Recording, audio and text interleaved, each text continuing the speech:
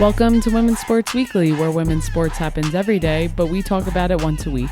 I'm Danielle. And I'm Carolyn. Women's Sports Weekly is a podcast where we discuss the latest news, explore interesting stories, and share our love for women's sports. Follow us on Instagram, YouTube, and TikTok at Women's Sports Weekly Pod. Follow us and rate us on Spotify and Apple Podcasts. Send us an email at womensportsweeklypod@gmail.com, and we may feature your email on the pod. February is Black History Month. A great way to make a difference during Black History Month is to support Black nonprofits. This week, we are highlighting the nonprofit Buy from a Black Woman. They are a nonprofit organization which helps bring awareness to Black women business owners. This organization hosts workshops, webinars, and training sessions to equip Black women business owners with tools to navigate challenges and grow their business. They even have a Buy from a Black Woman online directory where you can find hundreds of businesses that are owned and operated by Black women. We will post the link to donate in our show notes, so please check that out. We also have an exciting announcement to make about this coming week. This week, we're hosting sports trivia at the 99ers Sports Bar here in Denver. We are super excited, and this is in collaboration with Together. If you have and everyone watches Women's Sports shirt, that is by Together. This will take place tomorrow, Wednesday, February 19th, starting at 6 p.m. So if you are in the Denver area, we would love to see you for trivia. I'm a little worried because Carolyn has been talking about giving out points, taking away points. So check us out live on the mic, and I'm sure you won't be disappointed. Yeah, me live with a mic is very scary. Yeah. Everyone should be worried.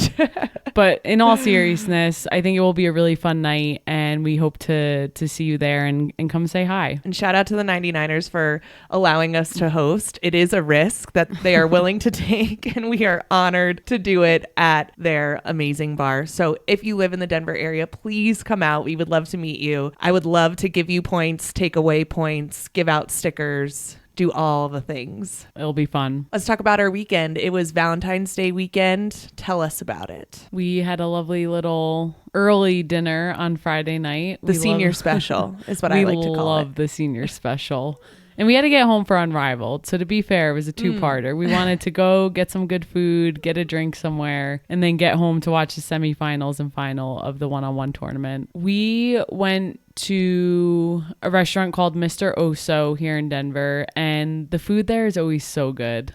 I always just like going out, getting some dinner, having a date night, especially on Valentine's Day. So it was just nice. We didn't plan exactly well for this Valentine's Day. We didn't make reservations. We looked 2 weeks in advance and we couldn't find reservations to any restaurant we wanted to go to at an appropriate time. So we live near the restaurant and we were like, let's just after work go there, get some good food, have some good conversation. You were a little not wanting to go out to dinner at first. You keep saying that, Danielle. Because of the That's reservation deal. And I said, okay, so what are you cooking me? And for those who don't know, I am the chef in this relationship. And I didn't feel like cooking, so it was nice to go out. I told you I would have made you something. I did say that. Did I not? Yeah, and I didn't complain at all. I'm not a big Valentine's Day gal. I would much rather celebrate our anniversary. Valentine's Day, I know I'm going to sound like a Grinch, but Valentine's Day is a little commercial for me. I think if you're single, you feel like crap. And if you're in a relationship, you feel pressure to do something. I'm not like totally sold on it, but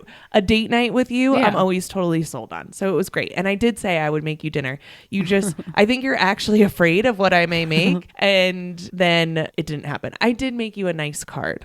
You did. You drew and made a card for me, and it was really nice. I loved it. It was very cheesy. Literally very cheesy. What else happened this weekend? I have talked about a few weeks ago that I signed up for 2 marathons this May. So in the thick of training, it's been cold here in Denver. So 2 runs on the treadmill this week, which if you know me, you know I despise the treadmill. But when it's 2 degrees and it's dark outside because I have to get out there early before work, just some days I can't do it to myself. Unfortunately, being a woman in a city, you have to worry about things when it's dark out. Yes, but especially when it's cold, there's just some days where I'm like, you know what? Somehow the treadmill sounds better than being in 2 degrees in the dark and just going to suck it up. But this weekend I had a long run and my long runs have been getting increasingly longer and I'm following a different training plan this time. So it's a little more intermediate compared to ones I've done in the past. Yeah, I'm only in the middle of training. I'm already at 18 miles for a long run. What's the highest mileage you're going to hit?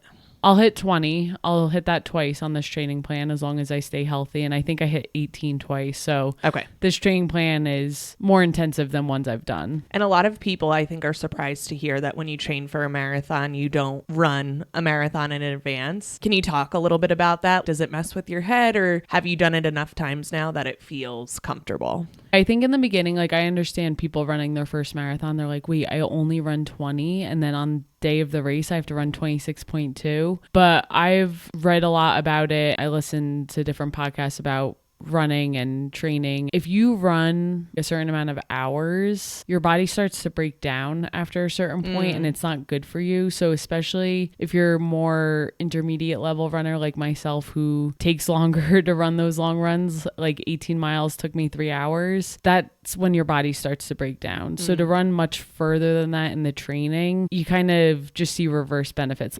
It's only beneficial to a certain point. There's been times where I've run up to, I think, 21, 22 miles in a training run, but there's really no need to go anything past that unless you're like a professional running 100 miles a week, which I'm definitely not doing. I feel like your just level of overall fitness and endurance has increased so much, especially within this past year. Are you feeling that? I have been, except for this weekend. Sometimes a run just sucks from start to finish. The 18 miler this weekend, I just from the start was not in it. So that one sucked. But leading up to this point, I feel like overall it's been pretty enjoyable and my fitness has been pretty good. So that's exciting. Love it. Yes. Love it. Love it. I'm proud of you. It's really amazing that you get up and do that while I snuggle in bed with our dog. Well, you went to the gym and you got a good workout in and you're sore. You are putting in the work too. It's really incredible though. The amount of time you spend out there and the amount of training you do is really cool. Well, I always tell you, it's good for the anxiety. How much anxiety can one person have that they run for 3 hours? You know, it doesn't just burn off. There's a lot of runners out there. It's not just me. I know, you're all running from something. All right, we have an inbox question, so we're going to get into it this week. I am so excited about this because I've been pushing our email. I really want people to email us, and we finally got one, so I'm very excited. So I'll read it and then we'll discuss. Sound good? Yes, let's do it. Hey, Carolyn and Danielle, longtime listener, first time caller. My question is, do you have a preference for watching the NWSL or WNBA versus watching the national or Olympic teams play? Does it differ by sport? The question is inspired by me watching the Rivalry series, a set of 5 games between the US and Canadian national women's hockey teams. I've seen people online saying that these games aren't necessary anymore since the PWHL now provides high level of play. It came to mind again when Danielle was complaining about fans who've just started watching but have opinions without knowing the context. How do you feel about getting called out Is that for a complaining? burn? I don't know. It sounds like a little burn.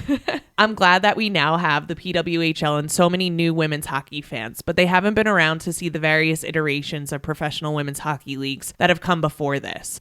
RIP to the PHF, NWHL, and CWHL. These new fans don't seem to realize how fragile this new league, only in its second season, is, or at least feels. But maybe I'm just nostalgic. Growing up, the USA versus Canada game was the women's hockey game to watch. When pro leagues were non-existent or inaccessible, this was a game we watched year after year, tournament after tournament. Since women's hockey has been introduced to the Olympics, the gold medal game has been between the US and Canada every game but one. It's such a strong rivalry. It's all the best players. Everything about it is fun to watch. So I'm seeking your opinions. Do you have a preference for national team games compared to league play?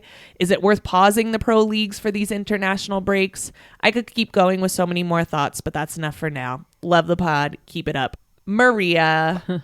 Maria also adds, P.S. Maybe I just goofed and didn't see it, but you should include the email address on your Instagram or in the podcast show notes. I had to re-listen to the episode, never a bad thing, to get it, and I'm still not convinced that I don't have a typo. First, let's just address that. Because Maria sent us this email, I did add in our link tree on our Instagram a contact us with our email in it, and in the show notes of this podcast, we will have our email going forward. So we do listen to feedback and integrate it into our show.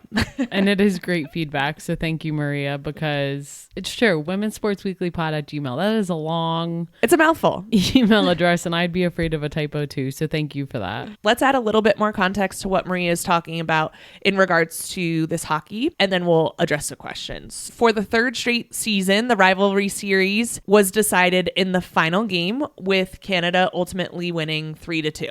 USA Hockey hosted the first 3 games of this series. The US won game 1 7-2 and lost game 2 5-4. It was a shootout, and then lost game 3 4-1. Games 4 and 5 were hosted in Canada, where the US won game 4 2-1 in a shootout. So some amazing games happening, and then Canada won game 5 3-1. So let's get into the questions. Do you have a preference for watching the professional leagues versus watching the national or Olympic teams play? And does it differ by sport? You want to take it? Sure. For me, I really do think it depends on the sport, because growing up and even now, like soccer, for example, if you're going to ask me what kind of soccer I want to watch, it's the U.S. women's national team. Yes, I love the NWSL as well, but I just feel like I'm so connected with the U.S. women's national team because historically I have not followed college soccer. So the names I know are the women on that national team. But when I think about basketball, I think I prefer the WNBA because I historically do follow women's college basketball. There's so many players I know and love, and a lot of them don't make the national team because there's only so many roster spots.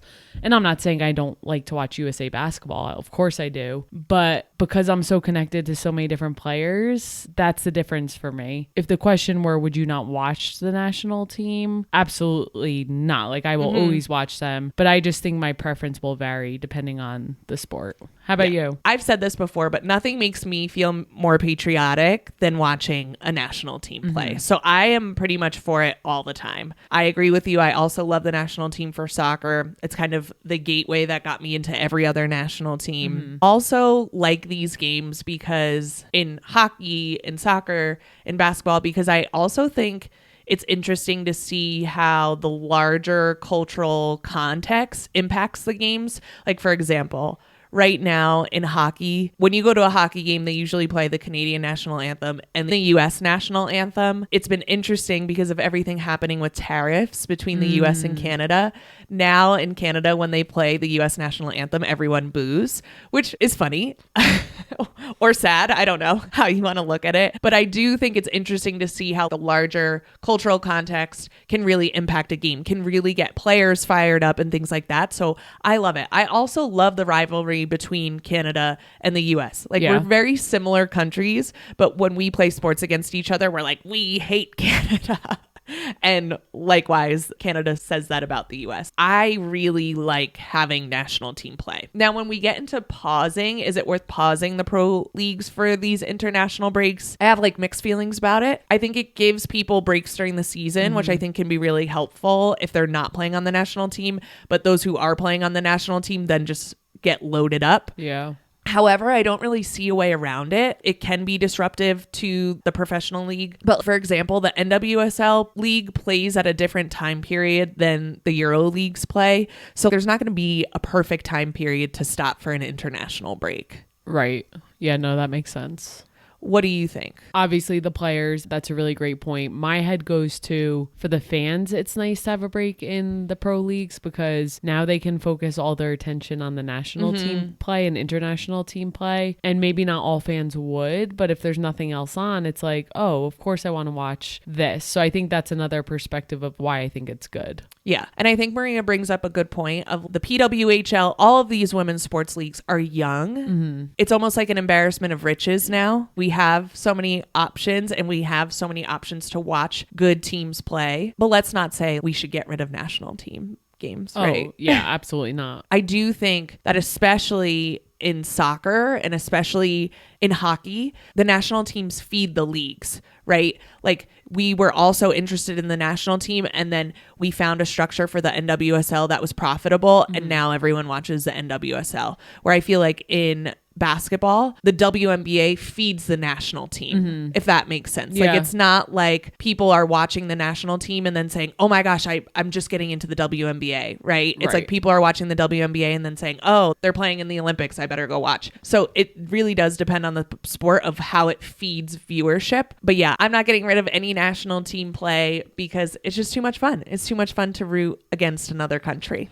Yeah, absolutely. And there's no question, you know who you're rooting for every time. Yes, that's a good point too. We don't have to go back and forth on who are we rooting for. Like, you just root for your country and hope it works out. Exactly. But thanks so much, Maria. We appreciate the email. We appreciate the questions and conversation. So that was great. Send us more emails. Let's get into the highlight reel for this week. Start us off, Dee. We are going to start off by talking about NCAA women's basketball. USC number 6 took down number 1 UCLA. USC won this game 71-60, which broke UCLA's 23-game winning streak. They were the only undefeated team left in NCAA Division I women's basketball. So now we don't have any more undefeated teams. I like it. Same. If it's not going to be South Carolina, I like if everyone has some losses. I was definitely rooting for USC in this game. Juju Watkins led the Trojans with a historic 38 points, 11 rebounds, 8 blocks, and 5 assists.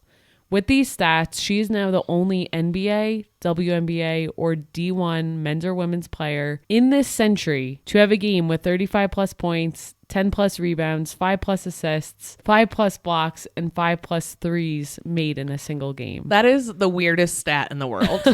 That is a mouthful. The blocks were the most impressive thing to me. Yes, I was just going to say, having 8 blocks, she was 2 blocks away from a triple-double. Who has 8 blocks in a single game as a guard? It's not like she's 6'7". She's blocking Lauren tall, Betts. but she is blocking the 6'7" player. Yeah. Another fun thing about this game, you know I love when they pan to all the famous people at the college games. It's so funny that you love it so much because you don't know famous people. Yeah, my pop culture is really bad. You will always ask or say certain things. I'm like, I have no idea what you're talking about. You were struggling last night to find the owner of the Skims brand in your head. You were like, you know, that person who runs Skims. I said Kourtney.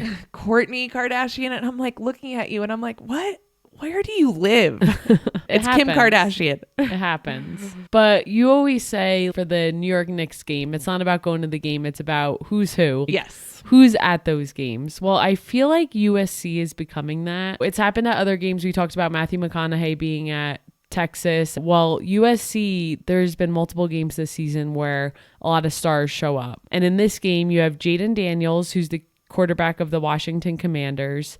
You have Kelsey Plum in the stands, Kevin Hart, Issa Rae, Cheryl Miller, Vanessa Bryan, and Miss Love and Basketball herself, Sanaa Lathan. The fun thing about this was recently Juju was being interviewed and she said she saw Sanaa Lathan at a Lakers game and she said, I wish she would come to a USC game. If you have not seen Love and Basketball, first of all, do you live under a rock? Do you know Asia Wilson does not love Love and Basketball? Asia Wilson, come on. It's the only problem I have with Asia Wilson. Wow, I love this movie so much. It's your favorite movie. Yes. Like, it's so good. Flau'jae Johnson and her boyfriend just did a remake of photos from the movie. We need to do a remake of photos. We should. I also love that Sanaa Lathan has become, she did not play basketball in the WNBA, but I feel like people think that she may have played basketball in the WNBA because they did such a good job of showing her on the Sparks. Also, in the movie, she played for USC. So that's why it was like this full circle moment. And Juju said she'd be so starstruck if she was there. And she showed up with Vanessa Bryan, which I just love that people are paying attention to women's sports. They're hearing these interviews and they're like, you know what? Yeah, I'm going to show up to that game. This arena was absolutely packed. And this was the first time that USC won over a number 1 AP ranked team since 1983. And they are now 22-2 overall in the season at the time of recording. The first half was pretty low scoring, right? We were watching at the 99ers as per usual. The first half we watched at the 99ers and USC was up 38-35 at halftime. But for a college game, that felt pretty low scoring. Juju Watkins had 25 of USC's 38 first half points. She was unconscious. Yes. And USC needs other players to step up. Yeah, I think obviously USC has other players. So let's not say there aren't other players who can step up. They were struggling that game. Kiki Iriafen struggled from the field that game, and she still contributed. She still had 13 points, but I agree. You can't have one person scoring 25 of 38 points and expect to win a game. It's just too much. So coming into the third quarter, UCLA came out strong and scored 10 straight points to go ahead 45-38 3 minutes into the third. This was a turning point in the game where I was like, oh boy, USC's running out of steam. And I thought UCLA was just going to take it. We haven't watched them a ton this year, but obviously they had been undefeated to this point. This is where I was worried for USC, but obviously they proved me wrong. Juju Watkins came out in the fourth quarter firing at all ends. She is really what helped turn this game around. To start the fourth, she had a quick assist, back-to-back buckets, and 3 blocks. Right there, right at the start of the fourth. In that moment, I was just thinking in my head, yeah, obviously she was already pretty unconscious in the first half, but you could just see it in her eyes. She always pretty much has the same face, but you can tell when she's like, I'm locked in, and you can tell when she's like, I'm over this, and she was just locked in. Even after 1 block, she went out off the baseline and was like clapping to the fans, and she doesn't always show a ton of emotion. She's pretty like has the same demeanor like you just said, so I could tell she was really fired up. And with the arena, with how packed it was, people were going crazy. Like every time there was a shift in momentum, it just erupted in there. I was actually jealous of all the people there because I wanted to be in that environment, because you could just get chills thinking about playing in an environment like that. So also in the fourth quarter, UCLA went cold for 4.5 minutes and were only getting points from the foul line. And that's when USC went up double digits. UCLA is obviously, like we said, having a tremendous year. And this was the first loss of their season. They have 6'7" junior center Lauren Betts, who is averaging this year 25.1 points and 8.6 rebounds. But USC came out on defense and really rattled Lauren Betts in this game. Yeah, they had her number for sure. They were doubling, tripling her, and she was rattled. She still had a double-double with 18 points and 13 rebounds, so still not a bad day for Lauren Betts. We were watching and we're like, ooh, she's having a rough game, and then you see the stats after and you're like, she's still at a double-double, so yeah. Rough game for Lauren Betts is a double-double. It was rough, though. Like, I feel like she was getting the ball ripped out of her hands and getting blocked, and I just feel like you could tell she was getting flustered. I think she was thinking too much. We both said that. She was catching the ball and thinking about what she needed to do rather than it just like flowing to her. You know, that's me sideline reporting on that. I would have no idea. I actually remember in high school, I would dribble down the court and say, I'm going to do this, and then I'm going to do this. And then I would turn the ball over because I was not playing in flow. So that makes sense. But yeah, still a big night for her with a double-double. We already talked about Juju Watkins from USC having 38 points, 11 rebounds. That's her 15th career double-double. And this game, she also surpassed 1,500 career points, and she is only in the middle of her sophomore season. Graduate student forward Kiki Iriafen from USC also added 13 points. And for UCLA, junior guard Kiki Rice added 15 points. These two teams will meet again at UCLA for the final game of the regular season on Saturday, March 1st at 9 p.m. Eastern. Definitely a game you won't want to miss, and anything could happen over the next few weeks. But based on how things are going now, that game will determine who gets the number 1 seed for their conference tournament. So it's hard to believe that we're almost in March and we're already talking about the last game of the regular season. I know. It says a lot that if they can get Juju working, she can carry the team on her back. If you can get Kiki Iriafen moving, they're going to be unstoppable, I think. I think they can make a deep run in the NCAA tournament. However, if Juju's not carrying the team, I think that's when things get a little bit rough. If people are able to shut down Juju, which some teams have figured out how to do, I don't see the other players stepping up as much. Maybe I'll get proved wrong. I get proved wrong all the time on this podcast, but that's something that I've been noticing. Juju can carry the team on her back, but if Juju's not doing well, what's going to happen? Yeah, and they have a few young freshmen who have shown really good streaks of play, and they're maturing. I think Juju, each game is maturing. She's still only a sophomore. I know. That's a lot of pressure. But I agree. But I think they're going to make a long run here. I'm excited to see what they do. Now we have to talk about another upset, and it's one that I don't want to talk about.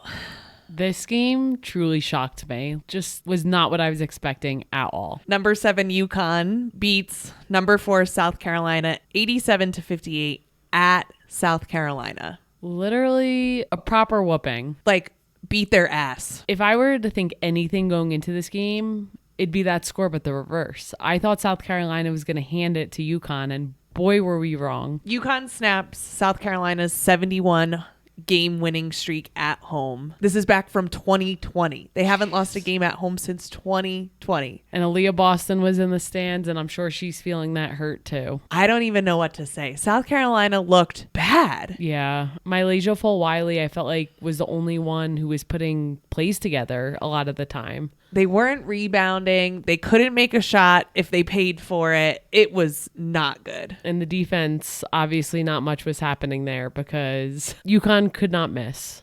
The good thing that I like to see is that AZ Fudd looked great for UConn. They have Aubrey Griffin, who's been slowly getting back into it after a knee injury. She was out all last season. To your point, AZ Fudd. These kids have suffered injuries, and to see them finally start playing to their true potential, that is nice to see. Yeah, and coming off a loss from Tennessee, which was not good for UConn, AZ Fudd scored 28 points in this game. She couldn't miss from three. I don't know why they weren't defending her, but I'm just like a little too emotional to talk about it right now. South Carolina also lost 2 Sundays ago. They took a loss to Texas, 66-62.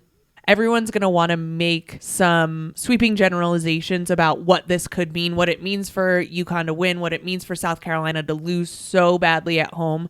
What's your interpretation of it all? I just think the level of play across the board is so good, and it's not back in the day where you can just say, oh, this team's going to go undefeated and UConn's going to win 4 straight NCAA tournament championships. We're just not in that era. And there's been so many upsets across the board throughout the season and the past couple years. I think 1, it's part of growth of the game. And 2, it got to a point where not everyone's kept going to UConn. Not everyone is going to South Carolina. When I say everyone, the top recruits. Yeah. The best of the best. They want to stay in their hometowns. They want to go to a different program and build there. You have coaches with different recruiting tactics. And I think it's just coming together nicely across the board here. Yes. I don't know how they're going to do the seeding for the NCAA bracket with everyone beating everyone. And then you have teams like USC who loses to Iowa or UConn who loses to Tennessee, but then they go on and USC beats the number 1 UCLA and then UConn beats number 4 South Carolina at South Carolina. This is just craziness. They did tease us in that game with a prediction bracket for the NCAA tournament, and that's going to change rapidly over the next couple of weeks. You can't take predictions right now and take it seriously. Would you like to make some predictions? You want to make some Final Four predictions? So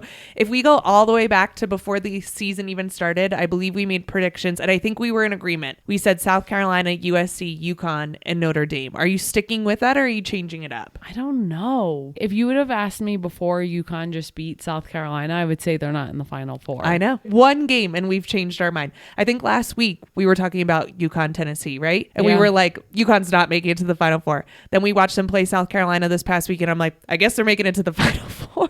Yeah, and I think all these 4 teams have a shot of being there, but I'm like, okay, where's UCLA? Where's Texas? Yeah. LSU could make a deep run. At this point, I really do not know. I think coming into this episode, if UConn had lost to South Carolina, I would have wanted to change my Final Four. I think I'm sticking with it. South Carolina, USC, UConn, Notre Dame. Sorry, UCLA. I haven't watched you enough and we'll see what happens, but maybe I should just stick to my gut and say South Carolina, USC, UConn, Notre Dame. Yeah, we don't know. It's called March Madness for a reason, and it's just going to be fun to see how things escalate over the next few weeks. And please, South Carolina, just get your act together a little bit. I hope a tough loss to Texas and then a whooping by UConn. I hope this is the kick in the butt they need. But man, there are some gaps on that South Carolina team. You hit the nail on the head. This is either going to push them in the right direction or they're going to crumble here and their season's going to be over. So it'll be interesting to see if the team could get it together and how Dawn moves forward with them. Yeah.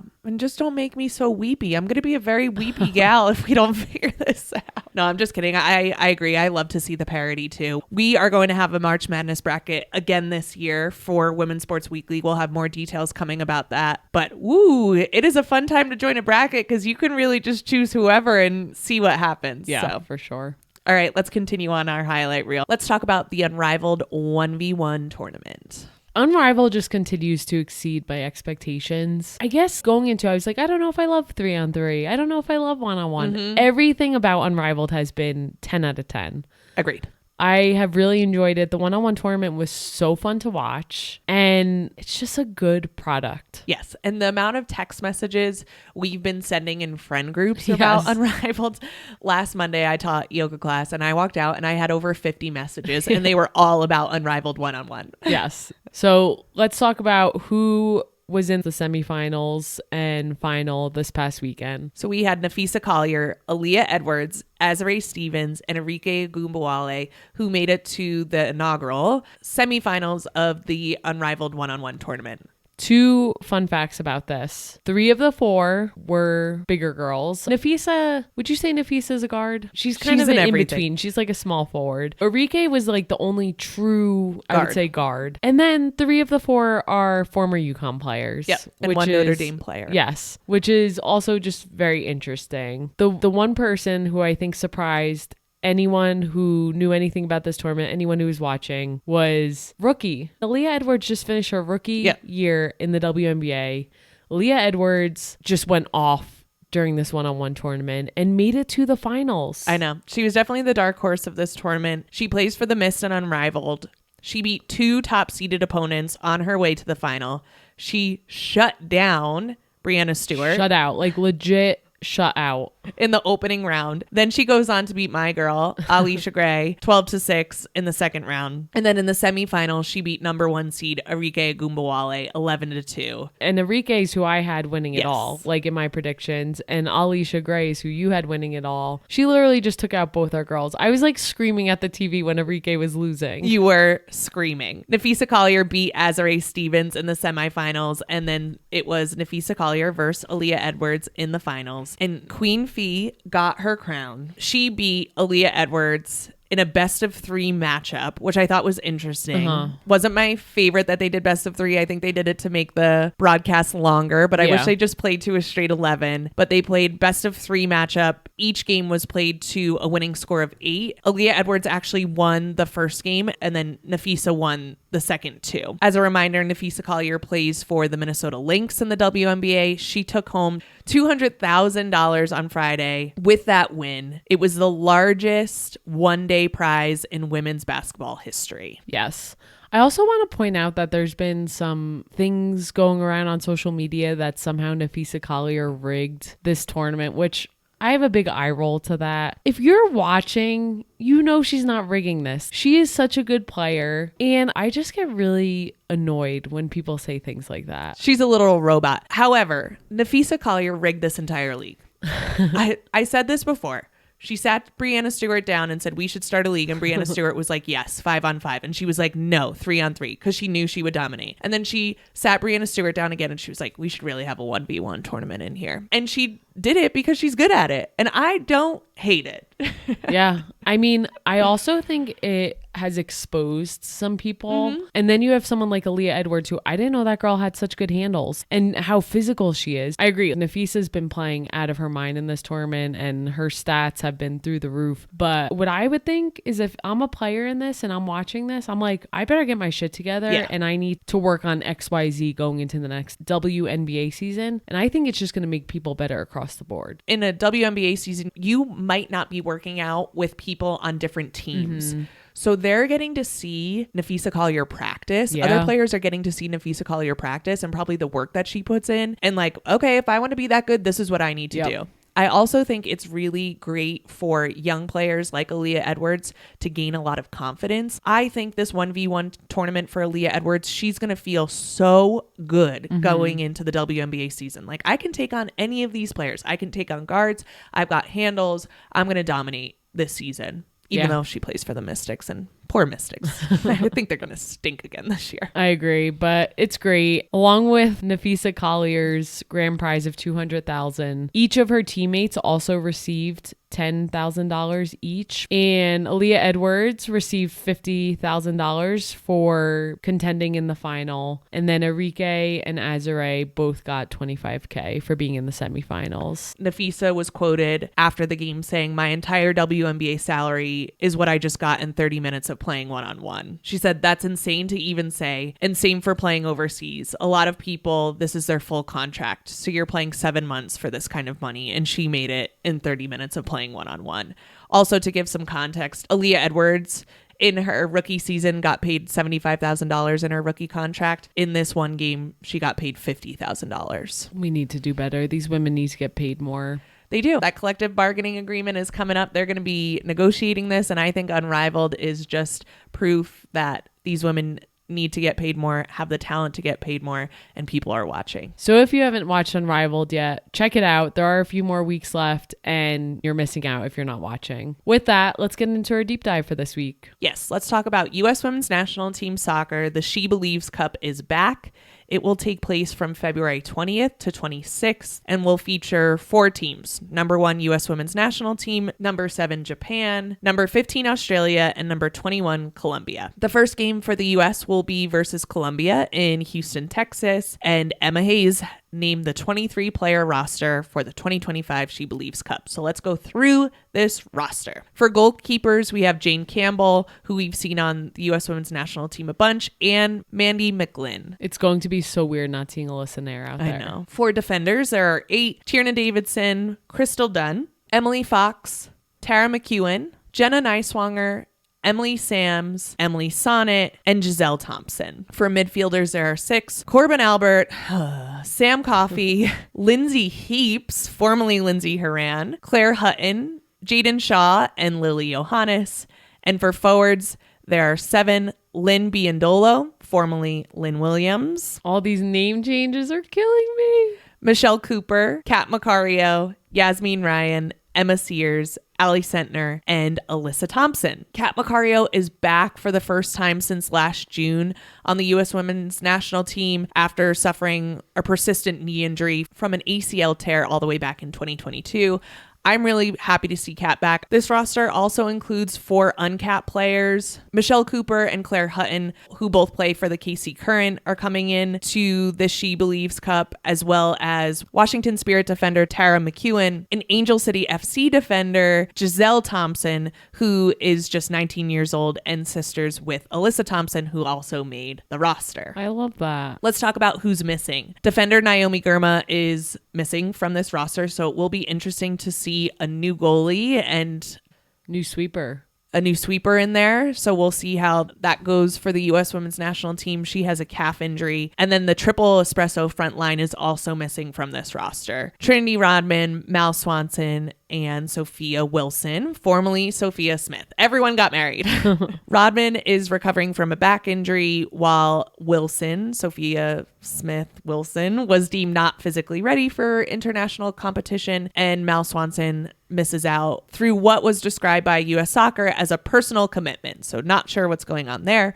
Rose Lavelle is also out as she recovers from ankle surgery. So it's going to be a different looking roster. Yeah, that is a big loss on all ends with all these players. Yes, I do love, though, that we're getting uncapped players in. They're going to get some U.S. Women's National Team experience. I'm worried about that back line. So yeah, we'll see what happens. Lindsay Heaps, formerly Horan. I'm going to have to get used to this. I know. I got used to Mal Swanson because Mal Swanson used to be Mal Pugh, and I say Mal Swanson fine. So Lindsay Heaps is the most capped player in the squad with 161 appearances. She's followed by Crystal Dunn with 155, Emily Sonnet with 103, and Lynn Biondolo, formerly Williams, with 75. Would you change your name? You did change your name. I did change my name. Yeah, I think it's interesting when professional athletes do, just because everyone knows them. But I feel like name changing has turned into this thing, which I love. Women choose what they want to do. And some women want to choose their husband's last name or their wife's last name. Yep. And I think that's a nice thing to be able to choose. So while it's hard for the fans who know someone for so long, that part sucks. But I also love that they're doing what they feel is right for them. For sure. For sure. When we met, I said, I'm never changing my last name. But you're right. Feminism is women deciding what they want to do for themselves.